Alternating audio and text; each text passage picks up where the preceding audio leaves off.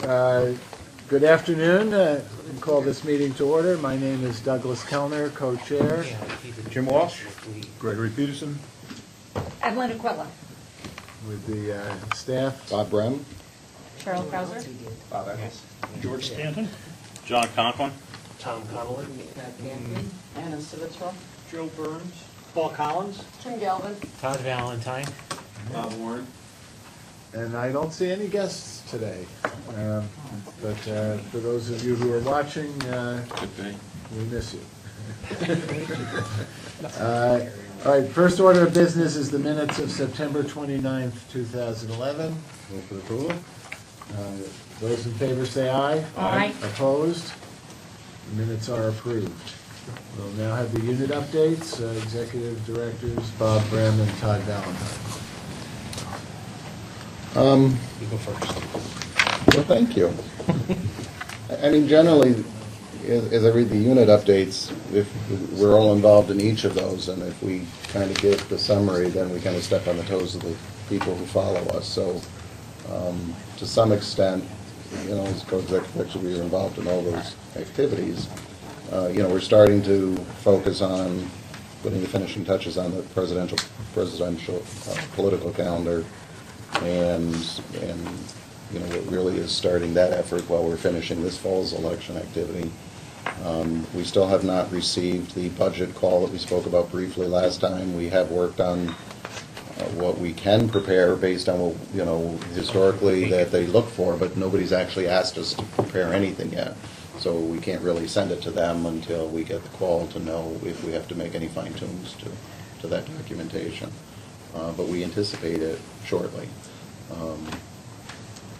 And of course, the ongoing issues related to staff and the workforce reduction, we are eagerly awaiting, as everyone, the next vote that will be completed, I think, on November 3rd, to know whether or not our agency will be impacted or not. And the only other thing is you may have seen it in the paper, I don't know.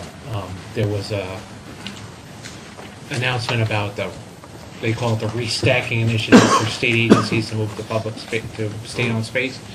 They haven't gotten back to us on that on anything, so our holdover lease has been approved, and that's good through the spring. That always can be changed at a moment's notice. But you know, when we continue to reiterate, at least OGS, our needs for not moving at certain times, Yes. and what our needs are when we do move, we need this. But that I don't know that anybody's even moved or heard any more noise other than the press release. So we're just in a kind of a holding pattern right now, at least through the spring, at least through winter. I don't even know if we'll make it through the spring, but the spring will be a problem for us because then we start with presidential primary. So I think every time next year would be a problem for us. yes, I agree with that. All right, well, thank you. We'll go to Kim Galvin for the legal report. Thank you, Commissioner. We really don't have much, well, I certainly don't have much to add to the written report, except to say we have spent a lot of time, as you can imagine, with the moving of the primary litigation and the other litigations that are ongoing for the board, answering questions from the county boards and getting ready for the fall election and next year's presidential and all the various moving parts that we have. We also worked with public information, interestingly enough, on some FOIL issues that, you know, is uncommon for the unit to necessarily be directly involved in. But other than that, it's just set forth in the written report, and I know that we'll be talking about some matters in executive session. One thing is to say that Brian Heffernan, who we've known for a long time, has left the Department of Justice, so we'll be getting a new person assigned to the database issue at some point. Whoever you are, I'm saying hello. And good luck. Paul, do you have anything to add? Yeah, and good luck. Paul, do you have anything? It's all in the written report, quite honestly. I don't want to bore the board with something that's already been provided. All right, thank you. So we'll turn to election operations and Ms. Svizzero. Thank you, Commissioner. We don't have anything to add, if I can, outside of our written report.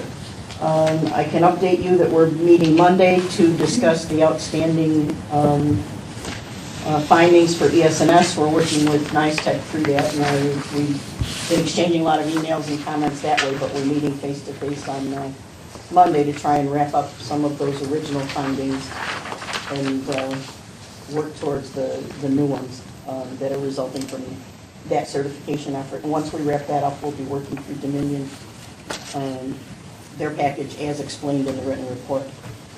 I don't have anything else to add. We have one item for you on the agenda for a vote and one item to raise with you in executive session. It's a contractual issue. Right. Anna, your written report does include an update on certification issues. You want to just summarize that so people know what's going on? We I don't can have have Bob the do written that. He's report. more familiar with it, if you don't mind. Bob Warren is our certification manager. On the ES&S side, we have completed the source code review. SLI has completed their review of that. They have a listing of open issues from this new effort that has been sent to ES&S. They're in the process of responding to those, and they'll be getting those back to us hopefully by the end of this week. We have completed, or 99% completed, our functional testing, and I'm glad to say we have found no issues with the functional testing, so we'll wrap that up and start to prepare a report on that. I can't say whether we'll have this in front of the board for the December meeting or not. It'll depend on what the open issues turn out to be. If they can be resolved and closed out, then we probably would have something for the board. On the Dominion side, we've received their builds. SLI has started the source code review. They're probably 40% done or so with the source code review. We'll begin the functional testing just after the election. Dominion's going to have somebody on site to get us set up and be here to answer questions for us. Good, thank you. And then there's one other item on your report that I think is worth mentioning, which is the electronic poll book demonstrations. You want to just comment on that, Anna, or summarize what's happening? Sure. We have had some interest in it from in the use of electronic poll books. We're looking at statute and the regulations to determine what these vendors are offering and make sure that compliance is intact. But in the meantime, Orange County had asked to conduct a pilot project, so we're actually doing that at this general election. We did develop a survey document that the commissioners who are entertaining a pilot might use to evaluate the product, not only from the vendor demonstration, but also how their inspectors use it. So we provided that instrument to them, and we asked that they send us a copy when it's completed. We haven't determined if we're going to go down. In Orange County's case, it's a day trip for us, so we could send someone down to visit that poll site and see how the public is accepting it.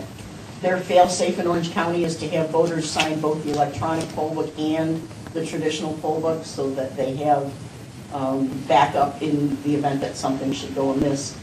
We have seen demonstrations from 3 vendors who offer electronic poll books. We haven't really come up with any conclusions on our own other than personal sentiment. They were very brief demonstrations, so if there's more to be learned by being on site, in the Orange County case, we could certainly accommodate that on election day. It's not an answer for every board. I'm not even sure what issues it answers for any board.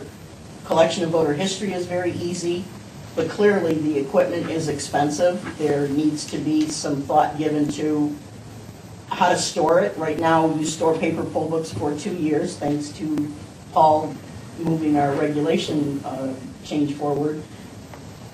You have to store. You have 400 poll sites, you've got 400 laptop computers and all sorts of other electronic equipment. You need different storage space and other concerns. So it's a solution for some of the larger boards. Erie is looking at it, as I said. New York City had made an inquiry at one of the conferences, but we have not heard any more from New York City. So it's clearly a larger board solution for the voter history and expediting voters in the poll site. It will help the board direct polls to the correct poll site if the voter's in the wrong poll place. But beyond that, I think the money, storage, and maintenance issues need to be seriously considered by a board before they make a determination that this is really a solution for them. It's interesting.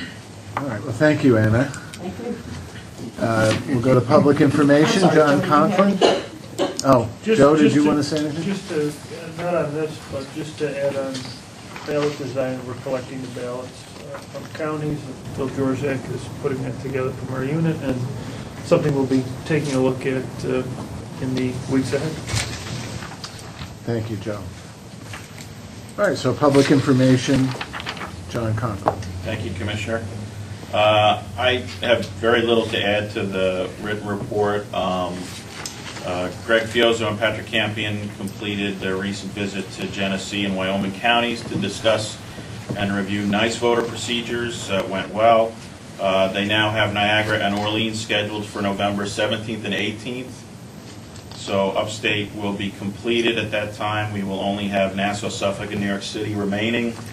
And Nassau and Suffolk we're hoping to do in December. One other thing, Greg and Patrick are going to be contacting the counties just to do sort of a year-end restatement of what their voucher and grant situations are, letting them know how much money they've used to date, how much is left, if they have any contract issues or questions along those lines. So we're going to be doing that as sort of a year-end project. So that's all I have. Tom, do you have anything? We can. The governor issued an executive order adding some additional language requirements for state agencies. We're not completely clear what the ramifications for us are, although the state board was definitely one of the agencies named in the executive order. The governor's requiring that a minimum of 7 languages be included for all agency forms. We don't know yet what the consequences would be for the county boards. That's one of the things we're hoping to learn. They've scheduled a meeting for all language access coordinators for the various state agencies with the Deputy Secretary of the Governor who's coordinating this project. So it looks like Tom and I will be attending that function. All right, thank you. We'll go to campaign finance, Cheryl Couser and Robert Eckels. Liz and Bill are in New York City today, attending a New York City Campaign Finance Board hearing on independent expenditures. An overview of what we have been working on is in the unit report. For example, we continue to work and meet on the independent expenditure regulation in which we were charged with issuing pursuant to Chapter 399 of the laws of 2011. And we will address this further at the next board meeting. Our audit unit is wrapping up the following audits: the 2010 corporate audit, the 2010 legislative audit, and the 2010 statewide audit. Our education outreach and training unit is drafting an application to the New York State CLE board to have the seminar presentation accredited for CLE credits. And our campaign finance unit. Going to those. Yeah. 5 years, but great. Will that go for ethics also? Yes. 1 hour. In all fairness, things changed a lot. That'll increase It attendance. was a live beast. And campaign finance unit continues to field many calls as it's a local election season. Thank you. Thank you. All right, Robert, anything you want to add? No. All right, thank you. All right, so information technology, George Stanton. I don't have a lot to say today, which I'm sure you'll be glad of. Our staff's mostly been working, of course, on the general filings for the campaign filing for the general elections. Currently doing the 11-day pre's and getting all them all in. We are ready to do the changes to the Nysboe web services so that counties can provide us with the proper new parties. We're waiting to hear from all of the stakeholders, the vendors, that they're actually ready to make the changes in their software, because we have to coordinate changing ours, and then they have to change theirs and start sending us new data. Otherwise, it won't work. So I'm waiting to hear back from everybody that they're ready. I know some of them are, but I'm not sure they all are. We're also working on finalizing the requirements for the MOVE Act for both the CITL piece and the county piece between Nysboe and the counties, and correspondingly between Nysboe and CITL. We're getting ready to do the email cutover from our own in-house email to the New York State email system. I believe that's scheduled now for December 9th. Should be fun. We did have another conversation, a follow-up phone call with New York City on their file maintenance, and they are working on their monthly, or their file maintenance for duplicates, deceased, and felons on a manual basis using the procedures that they outlined for us. We've been sending them a new file on each of those every month, and it does look like they are making progress on them. We also told them we would have a draft of the, not a detailed draft, but an overall draft of the web services we're going to use as the final communications link between New York City and Nysboe, so that they can do their own bipartisan process using their A.VOTE quality assurance software, sign off and send us the data on that. We should have that done by the end of November, and then get some feedback from them on how long it's going to take to develop it. Since this is probably my next to the last board meeting, I would like to take the opportunity to publicly, recognize my own staff downstairs. We have about, or your staff, you have about 6 programmers down there and only 2 help desk people that take care of over 100 pieces of equipment, keep them up to date and running and patched and serviced, as well as supporting not only the 60-some users here in the agency, but thousands of end users that are filed campaign finance reports. And in my opinion, they all do an excellent job down there. The one thing I'm kind of proud that I did was choose good people. So, it's not any of my doing. They do a good job down there. So I'd just like to publicly thank them. I think we all join you in that. Congratulations. All right, so is that it, George? That's it. All right, so we then move to old business, and we have none on the agenda. Could I mention I think this is new business? It's the item 4B. Oh, We'll okay, get I there. didn't see it. I was looking at it. We'll get there, and we'll let you do that. I didn't think that.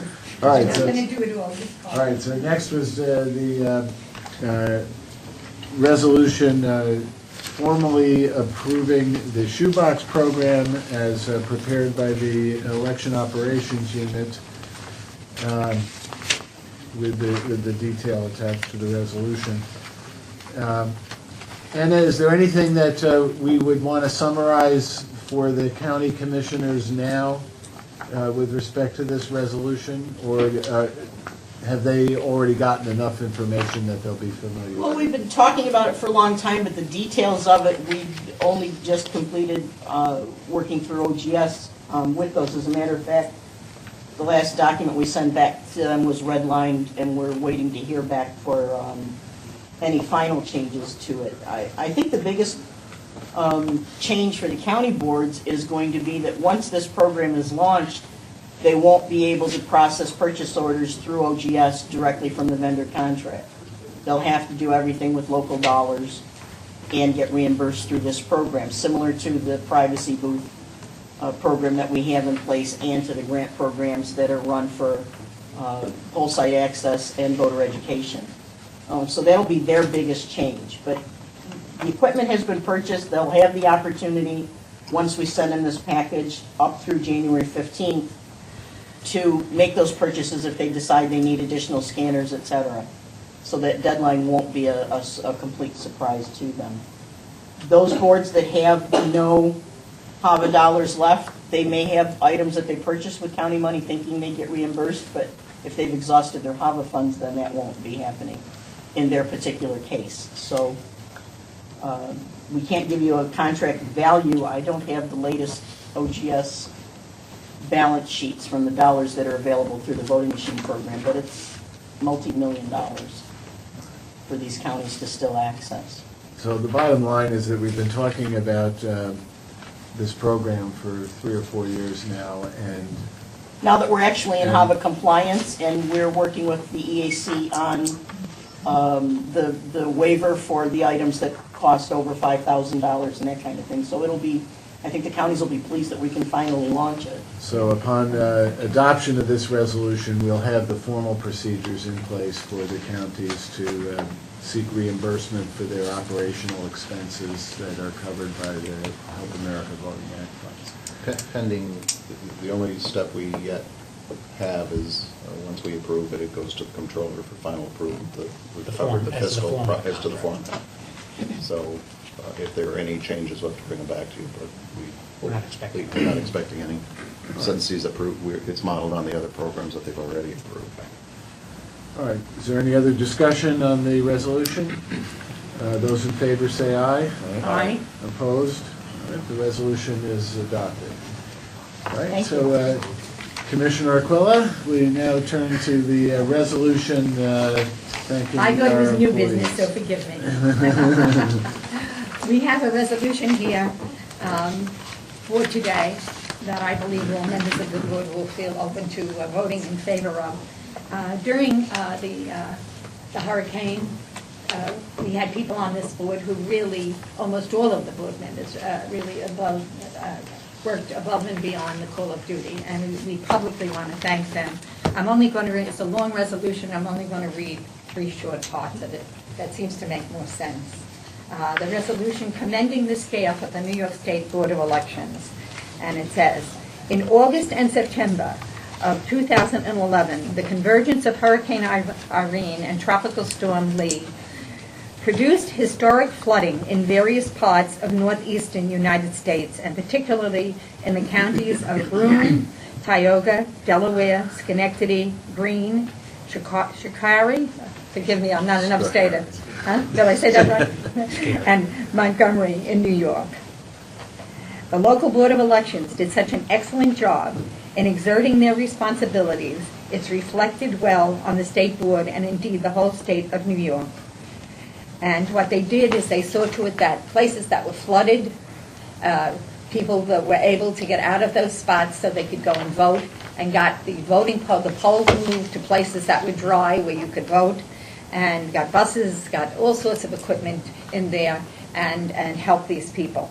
And be it resolved that the commissioners of the New York State Board of Election commends the staff of the New York State Board of Elections for their diligence and dedication in assisting the various local boards of elections in conducting and completing the election on primary day, September 13th, 2011, in the face of significant obstacles, ensuring the commission of all boards of elections in the state were performed with competence and professionalism. And they got school buses to take people to the polls, handicap buses, and they got they were able to get transporters, is what do you call them, that puts on the Transformers. transformers that were able to turn on the power in places that had no power. And we're very thankful to so many of you here, Bob and Todd especially, and Anna, who really worked very, very hard, but so did most of the staff. So after this is passed, and I hope it will be passed, I will call for it now, or do you call for it to be voted on? Well, you can call for it. All those in favor? I didn't know. You're the chairperson. All those in favor? Let's just ask if there are any other commissioners who want to. Are there any other commissioners who want to speak to this? I think you've said it all, Commissioner. Said it all. All right, now I Don't call let for the this power vote. go to your head. All right. Immediately look the way she sits at the next meeting. Those in favor say aye. Aye. Opposed? All right, the resolution is adopted. Thank you, Commissioner. Only one last Aquila. sentence. I would like to, Bob and Todd, to see that everybody who was involved receives this to be put into their file. Thank you. All right. We added one new item to new business, which is a report on MOVE data issues. Tom Connolly, you want to tell us what you've been up to on that? Well, I mean, there's a number of reports that have come out over the past few months regarding MOVE Act data. They've all been very interesting reads for different reasons. I think what we've taken out of it is that there are a number of different areas where we should be focusing our efforts. There's the area of data collection. we've gone through a number of exercises in getting data from the county boards for the Department of Justice. It's been an enlightening experience. I think part of it is in understanding how we ask the question. Part of it is in understanding how the boards themselves understand the reason for the questions, and also understanding how the data, what it's actually reflecting. I mean, some of the information that we've recently compiled for the Department of Justice has shown that for the 2010 general election, there was some concern about ballots that had been sent out after certain deadlines, and also being received after receipt deadlines and not being counted. Surprisingly, I think to a lot of people, that got whittled down to a universe of a single ballot for the entire state. And I think that, as I said, we're going to be focusing our efforts on... Can you just explain that? Sure. The Department of Justice had asked us to go back to the counties and find out how many applications we had on file by certain time frames, how many ballots went out by certain time frames, how many ballots went out after certain time frames. They wanted to know how many ballots were then also received after the deadline that we have, which was November 24th.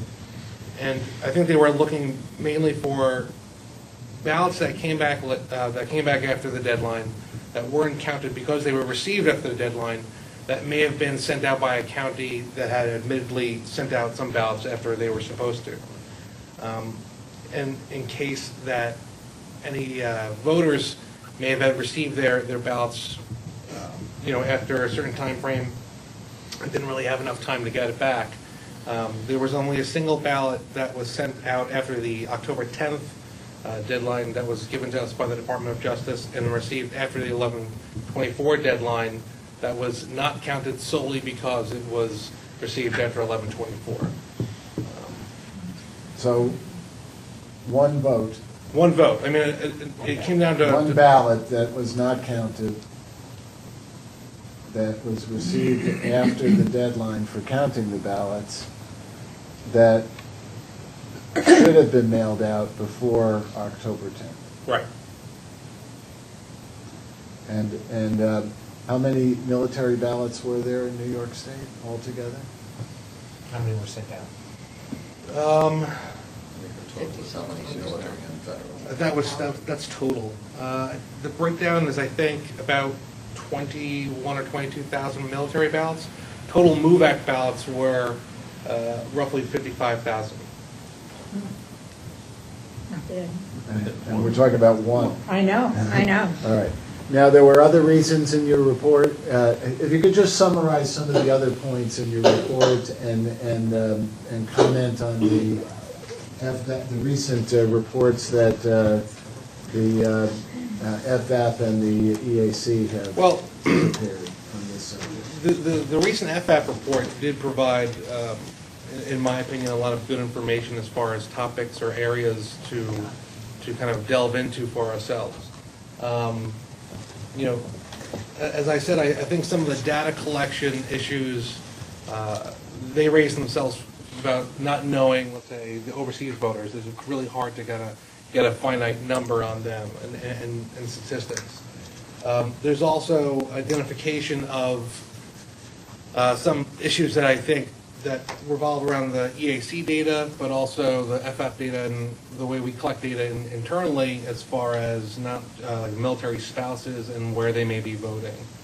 For example, the FF report specifies how the EAC data doesn't count as say a military voter or a voter underneath this umbrella, a spouse of a military spouse that votes in person at the polls on election day. In New York, we don't currently, if they're voting at the polls, they're not falling underneath this statistical umbrella. We are moving ahead with certain things internally, as George mentioned, for the MOVE Act compliance.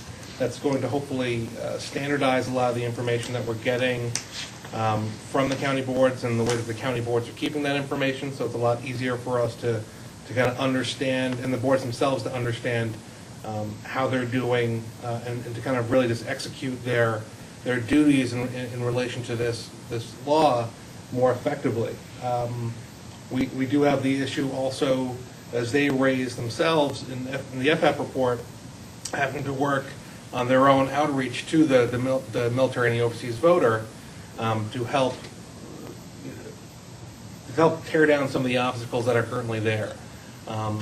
They do know that there is the military population is a very mobile population, so there is often a lot of changes in the addresses.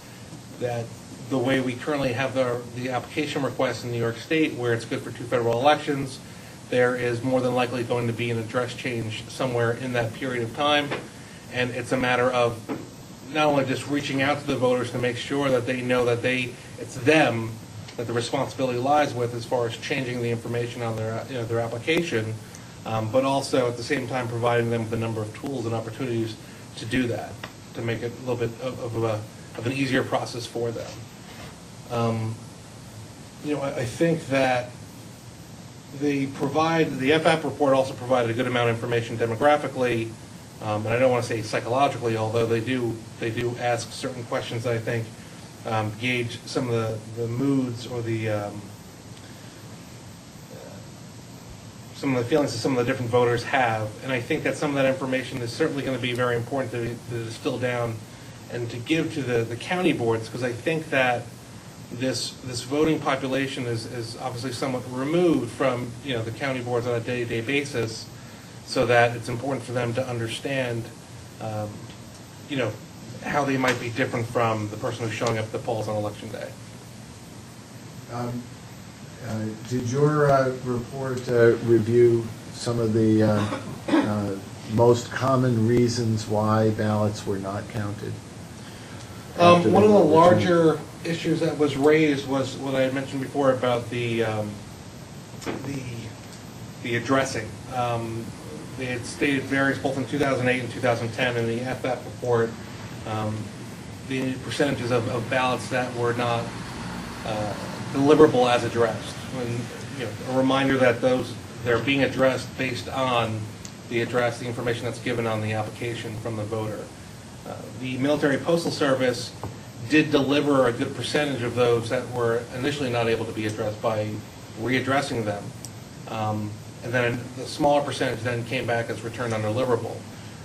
They state in the FF report that they are floating a number of different ideas as to how to be able to help identify, that information that may have changed, I don't want to say the bad data, but, data that may have changed, addresses that may have changed. But it's a matter of taking some of that information and recognizing what sort of resources we can tap to use. But, for example, like I said before, in New York State's case, the change has to come from the voter. So it's not so much as that the FF is going to fix our addressing problem, but they can help us address it in whichever way they can. What about the postmark issue? As far as a no postmark or a late postmark, the data right now in the AAC report, I believe we had no data on the no postmark. There was some reported information on some of the follow-up surveys that we did with the counties about some ballots not containing postmarks. Those were, I believe, isolated to special federal voters, which were given as the reasons why they were rejected. I know that they discuss, I have to go back, I don't want to speak incorrectly, but I know that they have different methods for expedited mail for the military, which may not come with the standard postmark, but it's still supposed to be dated in some way, shape, or form to be used as a postmark when received by the local boards. I think that as we've heard in past conferences, and as they discuss in these reports, the mail is an issue simply because of logistical reasons, but that postmarking wise, a lot of that, as far as when we receive it, is based on what they're doing, and then obviously I think that FF is not believing that there's no room for improvement on their end as well. I mean, I think they try to identify various aspects throughout the entire process, both on their end, their voting assistance officers who interact directly with the voters, their LEOs, or the local election officials, in this case our local boards. They identify all different aspects where there can be, additional communication or additional steps taken to provide the voters with a better experience, or the higher likelihood of a successful enfranchisement of the voter. For the example of the local boards, they would like to see some additional communication between the board and the voter. The voters state that they usually don't know the status of their application until they actually receive a ballot. And that's the first time they know that their application has actually been successfully processed and received. So they quoted that as one of the main reasons that they've received from the voters as to something they'd like to see improved. So I think that once it all kind of gets distilled down and provided to the county boards, again, as I said, it helps both populations. It helps the county boards to kind of do their jobs better for this population, and it helps this population feel that they're being represented. Thank you. Does anybody have anything to add? I was just wondering, since I don't know how they really do this postmark issue, wouldn't it be worth it if it is received in reasonable time to be decided in favor of the voter? We're not looking to eliminate voters, we're looking to include them. Well, I believe that the military envelope has the oath statement that they can fill out stating that this was voted, I'm completing my ballot and it's the date that I'm sending it in.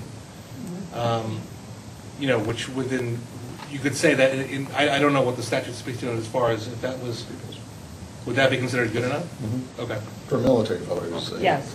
And I think it's the largest category. I think I thought the FF report was very interesting because it asks a lot of questions where we can compare, the normal criticism that not as many ballots were counted in 2010, but they actually, in the FF report, did follow-up surveys of both military and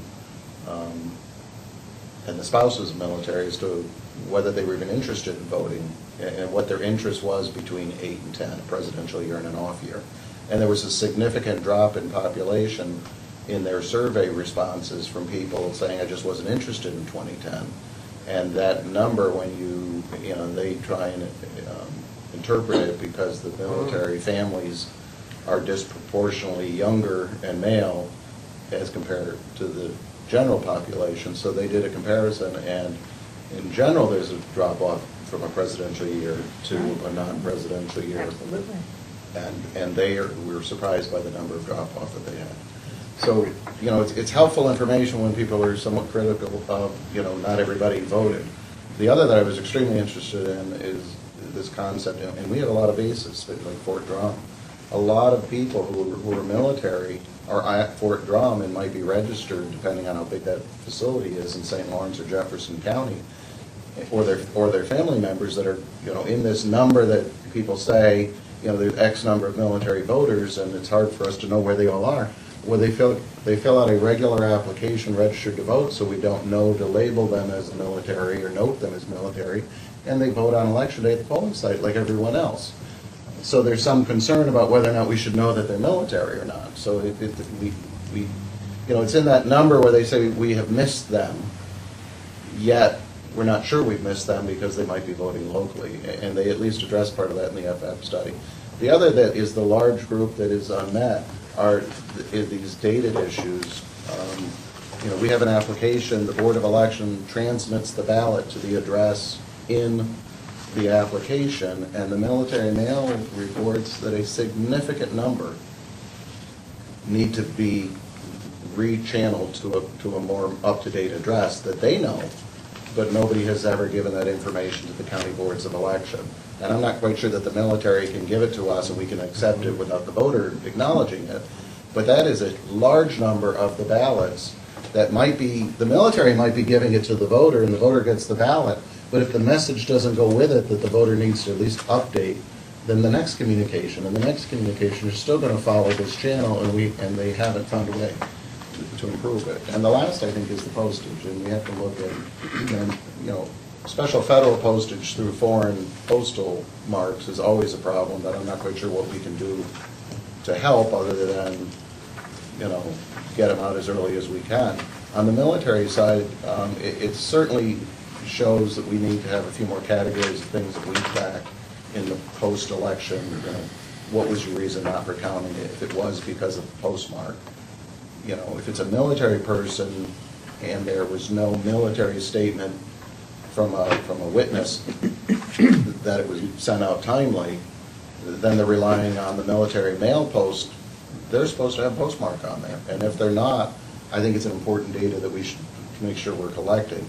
Because the UOCAVA requires the federal government to provide that information so the counties can count the ballots. So I think it's an important, it gives us a good key to some of the additions that we might want to add to our post-survey, that we can at least capture the data so that we can respond to it and improve our performance, either by working with the federal government to make sure that they are providing the postmarks that they're supposed to be providing, if it's a military mail through the U.S. Postal and the military mail postage system.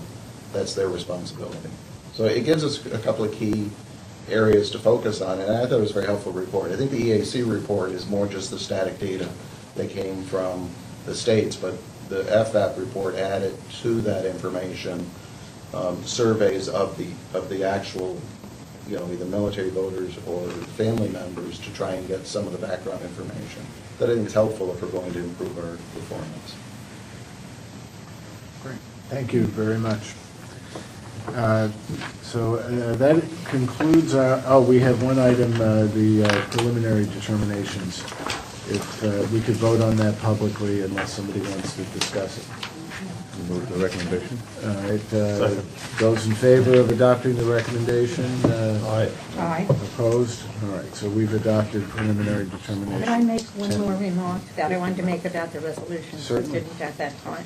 While this is not in the resolution, I would just like to say that we would like to, at least I would, and I'm sure the rest of us would, thank Jeremy Creelan from the governor's office, who really supplied through Governor Cuomo the generators and the buses for us. And he worked very hard at that, and I was on the phone with him, and I think I saw how hard he worked to get that done for us, and I would just like to say thank you. And if I could call on us all to vote and make that an official thanks to Jeremy, or should we just leave it this way? That's official enough, I think. Yeah, that's by consensus. We all agree. Okay, thank you. All right. I'd like you to send that over to Jeremy so he knows. All right, we've discussed setting... Next time I ask him for something, he'll be more open. Pardon me, Chairman. We've discussed setting December 15th as our next meeting date. Is that a Tuesday or Thursday? Thursday. Thank Thursday, you. and that coincides with the certification of the results of the general election. Right. And we have a motion to go into executive session to discuss a litigation matter and a contract matter. And I would expect that we may have to come back to publicly vote on the contract matter, but I don't think it's going to be of any interest. I don't think so. No? I think the way you approved it originally